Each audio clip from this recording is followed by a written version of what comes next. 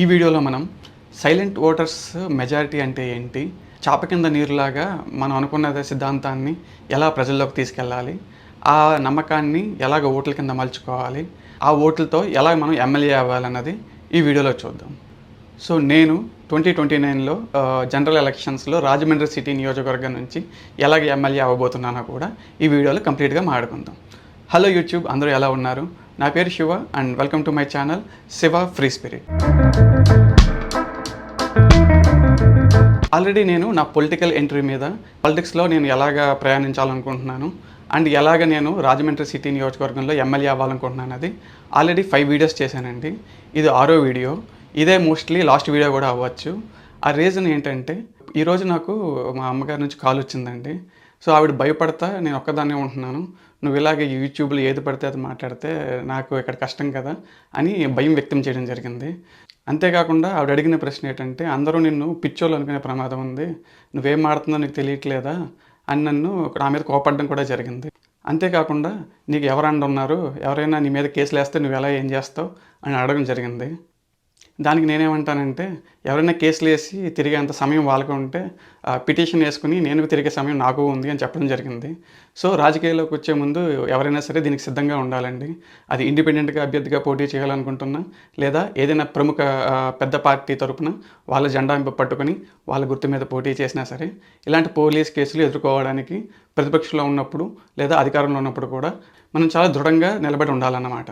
అంతేకాకుండా ఎవరిని చూసుకుని నీకు పొగరు అని అడిగితే దానికి నేనేం చెప్దాం అనుకున్నానంటే, నా దేశపు జెండాకు ఉన్న పొగరు అని చెప్పి డైలాగ్ చెప్దాం అనుకున్నా.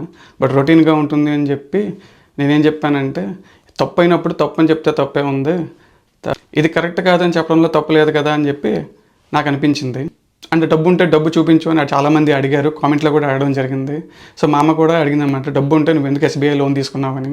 సో నా డబ్బు ఎక్కడుంది, నేను ఎలా తెస్తున్నాను అన్నది నేను ఎప్పుడైతే నామినేషన్ వేస్తానో నామినేషన్లో క్లియర్గా ఎలక్టోరల్ ఆఫీస్కి సబ్మిట్ చేసిన డాక్యుమెంట్స్లో ఉంటుందండి. ఆ తర్వాత నేను నామినేషన్ సబ్మిట్ చేశాక పబ్లిక్గా కూడా అది అవైలబుల్గా ఉంటుంది. ఇప్పుడు మీరు ఆ విషయాలను తెలుసుకోవచ్చు అనమాట. నా ఆస్తులు ఎక్కడెక్కడ ఉన్నాయి, నా అప్పులు ఎంతెంత ఉన్నాయి, ప్రీవియస్ వీడియోలో చెప్పినట్లు నా 30 కోట్లు కూడా ఎక్కడ ఉన్నాయన్నది నేను అప్పుడు నామినేషన్లో 2029లో నామినేషన్లో సబ్మిట్ చేసిన డాక్యుమెంట్స్లో ఎలక్టోరల్ ఆఫీస్ ద్వారా మీరు తెలుసుకోవచ్చు అనమాట. తర్వాత పాలిటిక్స్లో రావాలంటే చాలా డబ్బులు ఉండాలి. నీ దగ్గర డబ్బు ఎక్కడది? డబ్బే ఉంటే ఎందుకు చెన్నై వచ్చి నువ్వు 2 బెడ్రూమ్ అపార్ట్మెంట్ కొనుక్కోవడానికి SBI దగ్గర లోన్ తీసుకున్నావు అని చెప్పి అడగడం జరిగింది.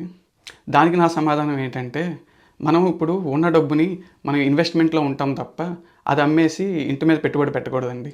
ఎందుకంటే ఇంటి మీద ఏదైతే పెట్టుబడి పెట్టాలనుకుంటున్నామో అదే డబ్బు మనకి బ్యాంకు 7.7%కి ఇప్పుడు ఇస్తున్నప్పుడు నాకు స్టాక్ మార్కెట్లో 10 నుంచి 15% సంవత్సరానికి అక్కడ రాబడి వస్తుంటే ఎందుకని ఆ డబ్బుని తీసి నేను ఇంటి మీద పెడతాను? సో ఇక్కడ నేను ఏం చేస్తున్నానంటే, బ్యాంక్ దగ్గర నుంచి నేను 7.7కి నేను ఇంట్రెస్ట్కి తీసుకోవడం వల్ల నాకు స్టాక్ మార్కెట్లో 10 నుంచి 15% రావడం వల్ల నాకు మినిమం 2% ఇక్కడ సంపద సృష్టి జరుగుతుందండి.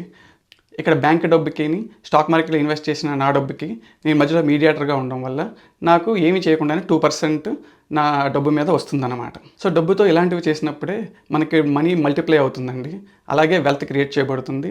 డబ్బున్న వాళ్ళు కూడా డబ్బున్న వాళ్ళు అయ్యేది ఈ విధంగానే. ఇంకా మా అమ్మ భయాన్ని పక్కన పెడితే ఈ ఎలక్షన్ ఎలా విన్ అవ్వాలనేది మాట్లాడుకుందామండి. సో నాకు రాజమండ్రి సిటీ నియోజకవర్గంలో కావాల్సిన 1,00,000 ఓట్లు అనమాట. సో మనం ఆల్రెడీ ప్రీవియస్ వీడియోలో మాట్లాడుకున్నట్టు నాకు 2,500 మంది నా టీంలో ఉంటారండి. సో వీళ్ళందరూ ఆ పోలింగ్ టైంలో ప్రతి ఒక్కరు ఒక 40 మందిని పోలింగ్ బూత్కి తీసుకొచ్చి ఓటు వేయించాలన్నమాట. సో ఆ విధంగా 2,500 మంది 40 మంది చొప్పున తీసుకొస్తే నాకు 1,00,000 ఓట్లు వస్తాయి. చాలామంది డబ్బులు పంచిపెట్టాలి ఎలక్షన్ రోజు ఓటు వేయాలంటే అంటారు. సో దానికి కూడా నేను సమాధానం ప్రీవియస్ వీడియోలో మాట్లాడానండి. నా బడ్జెట్ వచ్చి 120 కోట్లు. సో 120 కోట్లు నేను ఎలా ఖర్చు పెట్టాలనుకుంటున్నాను, ఎలా క్యాంపెయిన్ చేయాలనుకుంటున్నది కూడా ప్రీవియస్ వీడియోలో మాట్లాడాను. ఇక్కడ మనం ఆలోచిస్తే ఈ సైలెంట్ ఓటర్స్ అని కొంతమంది ఉంటారండి. సో వాళ్ళు ఏంటంటే ఓటు హక్కు ఉన్న వాళ్ళు వచ్చి పోలింగ్ బూత్ దాకా వచ్చి ఓటేయరు. వాళ్ళు ఏంటంటే నమ్మకమైన క్యాండిడేట్ వస్తాడు, నమ్మకమైన క్యాండిడేట్ మన వరకు వచ్చి మన సమస్యను తెలుసుకుంటాడు, మన సమస్య మీద పోరాటం చేస్తాడని చెప్పి ఎదురు చూస్తూ ఉంటారనమాట. సో వాళ్ళు బయటకు వచ్చి చెప్పరనమాట. సో ఇలాంటి సైలెంట్ ఓటర్స్ అందరికీ నేను ఈ ఫోన్ ద్వారా మీ చేతిలో ఉన్న మీ ఫోన్ వరకు రీచ్ అయ్యి నా అభిప్రాయాన్ని అలాగే సమస్యల మీద నా పోరాటాన్ని మీకు తెలియజేస్తాను. సో మీకు నచ్చితేనే నన్ను ఫాలో అవ్వండి. సో ఆ విధంగా ఎలక్షన్లో ఓటు వేయడానికి డబ్బులు తీసుకోకుండా ఓటేసే ఓటర్స్ కూడా ఉంటారండి. వాళ్ళకి నా ప్రొఫైల్ చూపించి వాళ్ళకి నచ్చితేనే నాకు ఓటు వేయమని చెప్పి నేను అభ్యర్థించుకుంటాను. అంతేకాకుండా చాలామంది ఎలక్షన్స్లో ఎలా విన్ అవుతారంటే మన దగ్గర ఉన్న వర్కర్స్ యూనియన్స్ కానీ లేదా టెంపుల్ కమిటీస్ కానీ లేదా మార్కెట్ యార్డ్ కమిటీస్ కానీ ఇలాగా చాలామంది అలా చాలా లోకల్గా చాలా గ్రూప్స్ ఉంటాయండి. కమ్యూనిటీ గ్రూప్స్ అని అలాగే అంతేకాకుండా రాజమండ్రిలో లయన్స్ క్లబ్ అని వాసవి క్లబ్ అని ఇలాంటి డిఫరెంట్ క్లబ్స్ కూడా ఉన్నాయండి. సో మన దగ్గర ఉండే 2500 మంది ఇలాంటి డిఫరెంట్ కమిటీస్లో డిఫరెంట్ యూనియన్స్లో డిఫరెంట్ క్లబ్స్లో ఆల్రెడీ మెంబర్స్ కింద ఉన్నారండి. సో వాళ్ళు స్లోగా నా సిద్ధాంతాన్ని వాళ్ళ వరకు రీచ్ అయ్యేలాగా చేసి మనం 2029 దానికి 1,00,000 మంది ఓటర్స్తో మనం ఎలక్షన్లో విన్ అవ్వడానికి రెడీగా ఉంటామండి. సో బ్రీఫ్గా నేను ఏ డెవలప్మెంట్ చేయబోతున్నాను అనేది ఇప్పుడు మాట్లాడుకుందాం. ఫస్ట్ వచ్చి మన కంబాల్ చెరువు దగ్గర ఉన్న ఫ్లడ్ ఇష్యూ అండి. సో ఎప్పుడైనా చిన్న వర్షం వచ్చినా అక్కడ వెహికల్స్కి వెళ్ళడానికి చాలా ఇబ్బంది కలుగుతుంది. సో దాన్ని 2029లో నేను ఎమ్మెల్యేగా ప్రమాణ స్వీకారం చేసిన మొదటి సంవత్సరంలోనే నేను పరిష్కరిస్తాను. తర్వాత ఉన్నది రోడ్స్ అండి. సో రాజమండ్రి సిటీ నియోజకవర్గంలో ఉన్న ప్రతి వీధికి నేను ఐదర్ సిమెంట్ రోడ్ కానీ తార్ రోడ్ కానీ వచ్చేలాగా ప్రణాళికను సిద్ధం చేస్తాను. అంతేకాకుండా రోడ్స్ ఎవడైనా వేస్తాడండి. ఇక్కడ నేను చేయబోయేది ఏంటంటే ప్రతి రోడ్డుకి అండర్గ్రౌండ్ డ్రైనేజీ ఉండి అది రెగ్యులర్గా మెయింటైన్ చేసే విధంగా ఉండేలాగా డిజైన్ చేసి కన్స్ట్రక్షన్ చేయడం జరుగుతుందండి. ఇక మూడోది అతి ముఖ్యమైనది ఏంటంటే మన అఖండ గోదావరి ప్రాజెక్ట్ ఏదైతే చేస్తున్నారో ప్రాజెక్టులో నిధుల్లాగా తీయడానికి పనులు చేయమండి. ఇక్కడ నేను చేయబోయే నా పని ఏంటంటే మన గోదావరి బార్డర్ చుట్టూ నేను వెదురు బొంగు చెట్లు పెంచబోతున్నాను అనమాట. సో ఈ వెదురు బొంగు చెట్ల వల్ల ఏంటంటే మనకి మెయింటెనెన్స్ ఏమి ఉండదండి. వెదురు బొంగు ఒకసారి నాటితే అది ఆటోమేటిక్గా ఈజీగా తక్కువ నీటికి ఎక్కువగా పెరుగుతుంది అనమాట. చాలా తక్కువ కాలంలోనే మనకి ఎక్కువ వెదురు బొంగు ప్రొడ్యూస్ అవుతుంది. దీనివల్ల సాయిల్ ఎరోషన్ నుంచి వచ్చే సంవత్సరాల్లో మన రాజమండ్రి భూభాగాన్ని కాపాడుకోవచ్చు. అంతేకాకుండా ఇక్కడ వచ్చిన వెదురు బొంగుతో మన చేతి కళల వృత్తుల్ని ప్రోత్సహిస్తూ ఇక్కడే ఆ వెదురు బొంగులకి వాల్యూ యాడ్ చేసి మనం రకరకాల చేతి వృత్తులకు సంబంధించిన వస్తువులను తయారు చేసి మన ఇక్కడ నుంచి వేరే ప్రాంతాలకి వేరే దేశాలకి ఎక్స్పోర్ట్ చేయొచ్చు. ఈ విధంగా ఎలాంటి మెయింటెనెన్స్ లేకుండా మనకి సంపద సృష్టి రెడీ అవుతుంది, మనకి ఉద్యోగాలు రెడీ అవుతాయి. అంతేకాకుండా మనకున్న రిసోర్సెస్తో ఇక్కడ సాఫ్ట్వేర్ ఆఫీసెస్ కూడా బిల్డ్ చేయొచ్చండి. అంతేకాకుండా ఈ సాఫ్ట్వేర్ సర్వీసెస్ని మన విదేశాలకి ఎక్స్పోర్ట్ చేసి కూడా మన సర్వీస్ ఇండస్ట్రీలో దేశానికి జీడిపికి ఎంతోగానో ఉపయోగపడవచ్చు.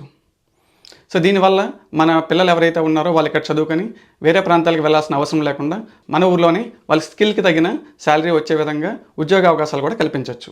సో ఇలా చదువుకున్న వ్యక్తిగా ఎన్నో మంచి పనులు చేయాలని ఉద్దేశంతో వస్తున్నానండి. సో నా ప్రీవియస్ 5 ఎపిసోడ్స్ చూడండి. ఇది లాస్ట్ వీడియో అవ్వచ్చు. ఈ వీడియోకి మరి ఇంతే అండి. వచ్చే వీడియోలో మరిన్ని విషయాలతో మళ్ళీ కలుద్దాం. Thank you so much for watching. I will see you all in the next video.